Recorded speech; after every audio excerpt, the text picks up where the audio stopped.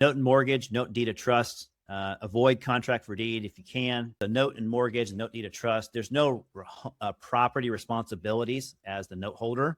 And then on the contract for deed, guess what? You're the owner of record if you didn't know that. You're going to get notices. You're going to get a lot of notices, especially if they're not doing things. If they have junk in their yard, if they, the health department will give you notices if they've got like something going on that's hazardous to whatever the code enforcer says is hazardous to the area. We've gotten weed notices before. Obviously, if they're not paying their taxes or they are paying their taxes, you're going to get all those notices because you're the deeded owner. I try to argue with the county officials all the time, like, I'm not the owner of the house. This person is. And they don't care because you're on the owner of record.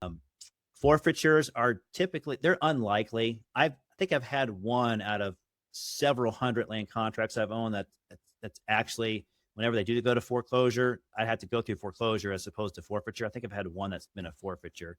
So needless to say, a lot of judges are saying they have some equity in there and you have to just foreclose anyway. So there's really very small use cases to have a land contract or a contract for deed. But if you're able to just do the note and mortgage, note deed of trust, that's exactly what you want to do. Note and mortgage, note deed of trust. Avoid contract for deed if you can. In some use cases, it is, makes sense to do a land contract, but you always want to go for the note and mortgage, note deed of trust when you can.